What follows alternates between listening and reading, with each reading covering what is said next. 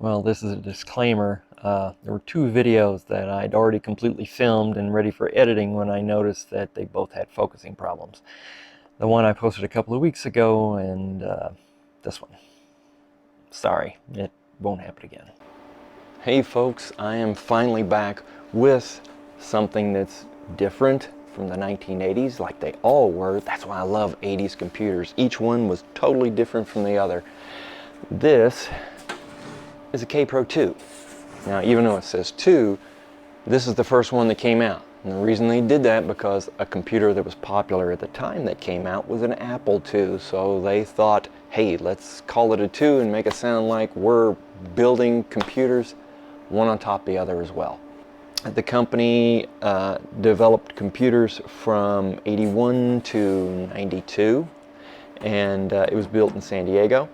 And this was the Kaypro II was built to compete with the Osborne that came out at the same time. So let's take a look.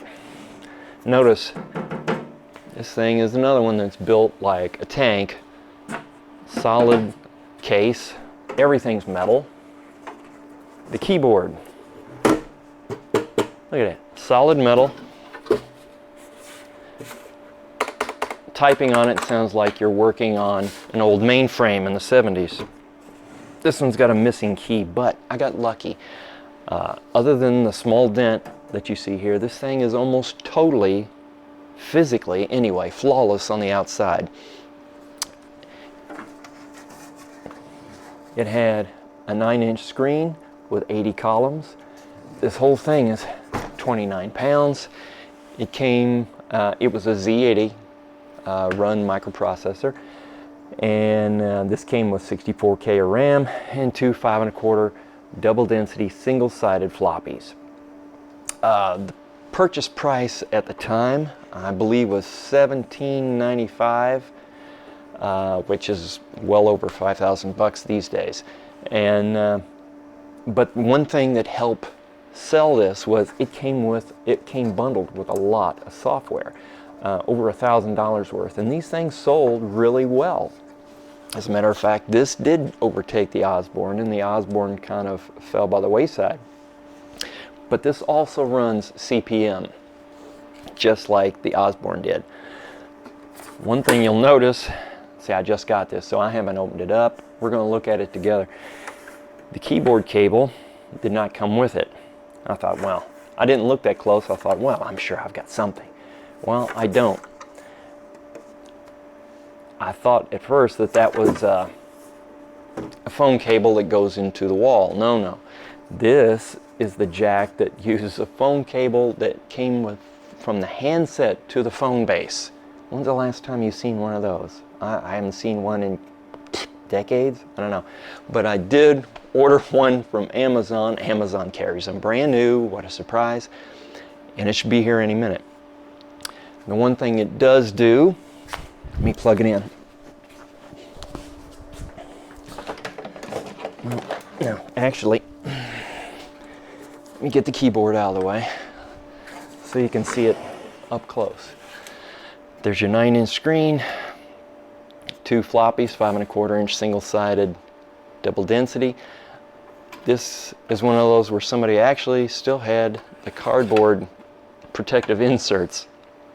I like that. There's not a scratch on this really, except for, like I said, this dent, and of course I'm going to try to take that out. But the paint's in a really good shape. They didn't have a lot of expansion. Parallel printer port and two serial ports, and that's it. Here's where the keyboard plugs in, and I suppose that's for a modem. Power switch, a place to wrap your cord, and the handle. Everything solid metal. Reset button. Here's a place for a fan, but I suppose it didn't come with one. Fuse there. Brightness is on the back. That's not exactly convenient. But we plug it in and we turn it on. Power light comes on. I hear the screen. Either the floppy's turning or there's a fan inside. I have a feeling that but there's no activity light. But at first I thought, oh no, we don't even have a screen, but watch what happens when I turn it off, just like an old TV. The CRT is active.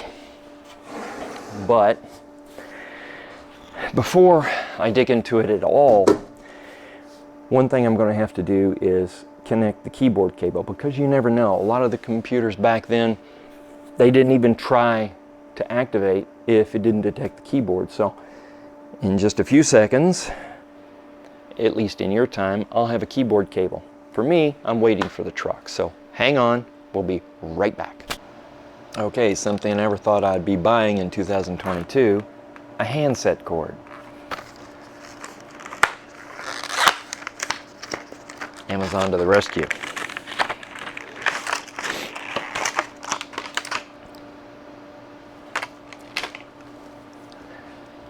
I didn't notice it's a 2-pack. Why would anybody need 2? I don't know. Well, you know, back in the old days, you use a phone, you'd end up tearing these up in no time. But let's see. Plug it into the back, which is kind of an odd place to put it, I know. And it fits. All right. Plug right there. Let's see. Duh. All right. Love that snap. Okay. Let's see. I doubt that anything different's going to happen, but you know, you never know. I did see a flash of the caps lock. Let's see. I made a disk of a very early version of CPM. Let's see what happens. Anything? Nothing. Well, you know what that means. Take it apart. Okay, let's see what we got. Well, at least the case comes off nice and easy. Just a top shell.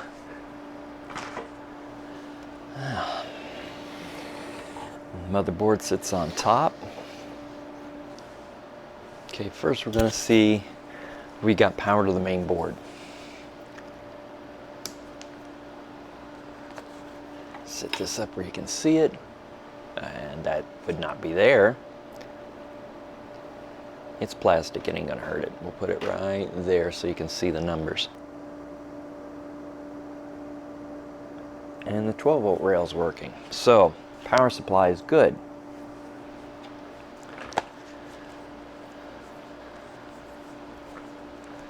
All right, next, let's check to see if we've got power. Of course, that's power to the board. Let's see if we've got power going to the CPU. Well, I thought I'd show you what just happened. Surprised me. Something smoked. I'm hoping it's just a capacitor in the power supply.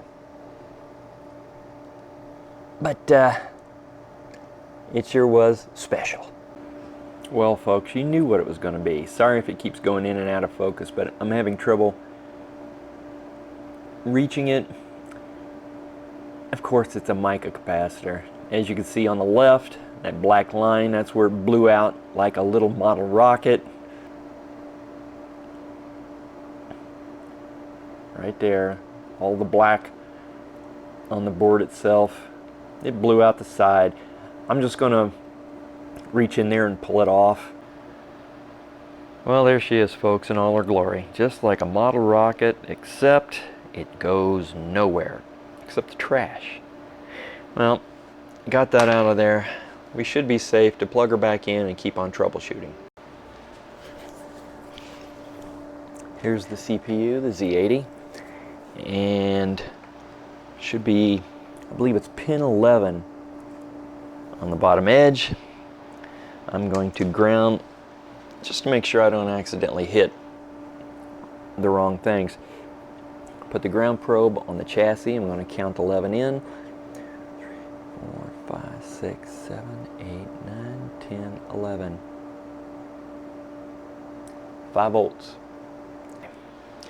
We've got 5 volts and 12 volts. 5 volts is making it to the CPU. The chips are ever so slightly warm, so it feels like everything's normal. Floppy controller.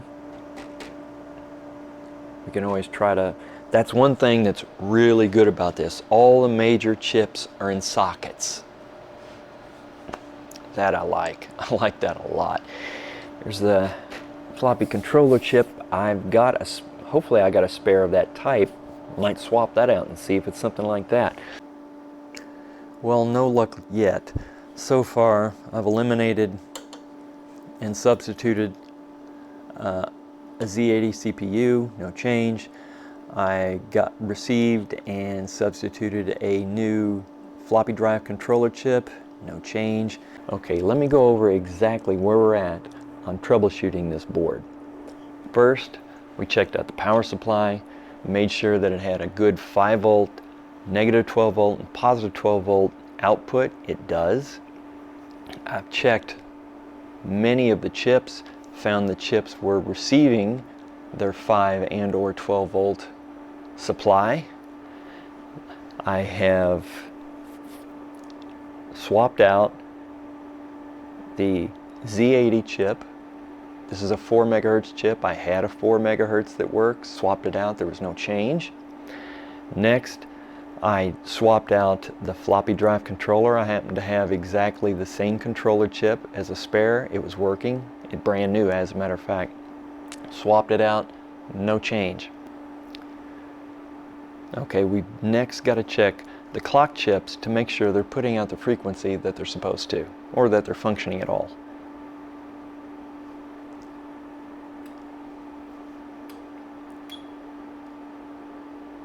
Now this is supposed to be putting out 16 megahertz. As you'll see, it's a very clean sine wave, and up here, I don't know if you got the resolution or not, but it says almost dead on the nose 16 megahertz. So this is putting out properly. Let me see what this one is.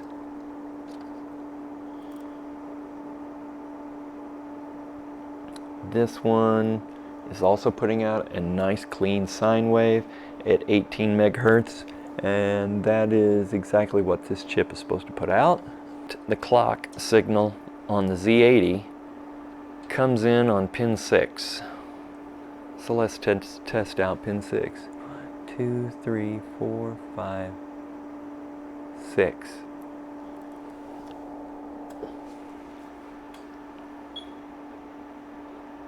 Well, it's not exactly the cleanest signal in the world, but it is dead on the nose at 4 megahertz. So the next thing to check would be the memory. Here's the memory. We got 8, I think they're 4164s, I believe.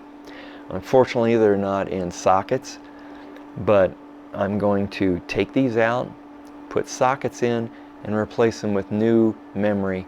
You simply can't check memory on a board. You can see that it has power, you can see the signals are going in and out of the pins, but you can't tell if the entire chip is working properly. So it's the next thing to take a shot at replacing. So first we got to take the chips off, clean it up, and put in some sockets. Alright, let's take a shot at trying to get this memory out, hopefully without damage, but we'll see.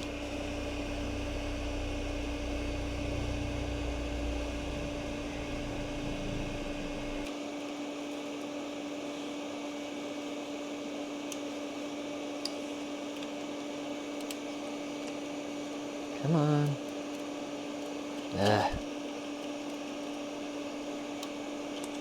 Finally, holy cow.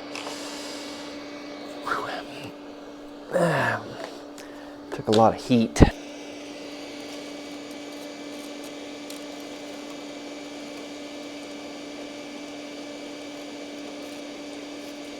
It's going to be stuck on this side again. There we go. Well, that was a little quicker and a little neater. Okay, I've got all of the memory out and we're going to test it. All right, I propped it up so you can see what's going to happen. I put in a memory chip, locked it down with this pin, hit test, and it starts going through the memory locations. It does 4 passes before it tells you whether or not it's good or bad. But it goes through every memory location from 1 to 256, then it goes through a second pass all the way up to 4. I'll speed this up for a second so you can see what it looks like at the end.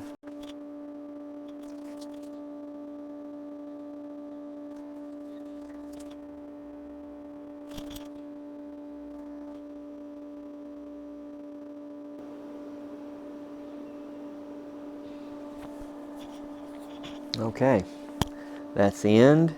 It went through 4 passes and said this chip was good.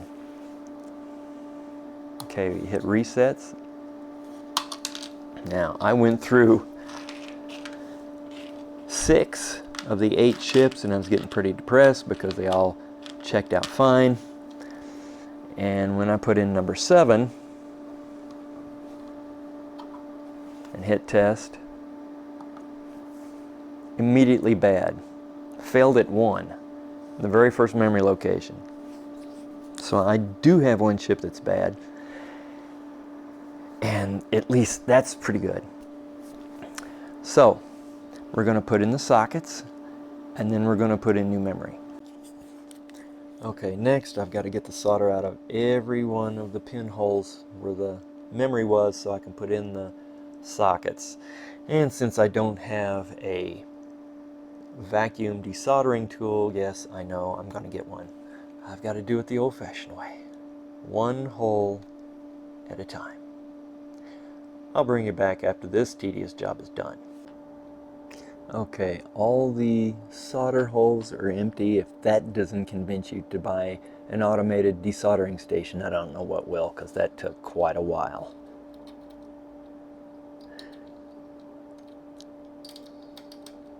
Fit them in here, like so. And then I'm going to solder them in.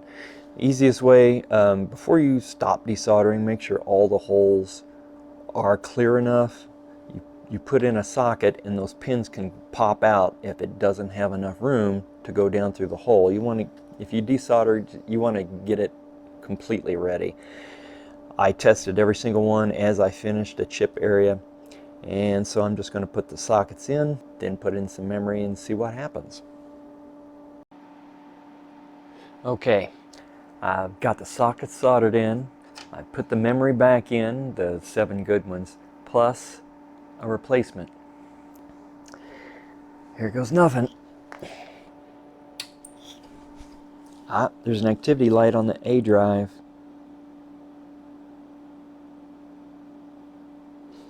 There we go. That's what I'm talking about. It's that one memory chip. That was it.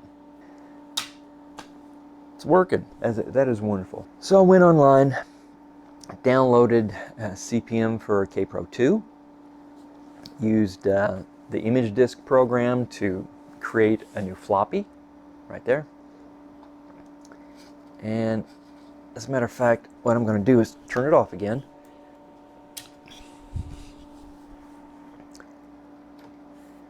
Now let's see if we're even luckier today.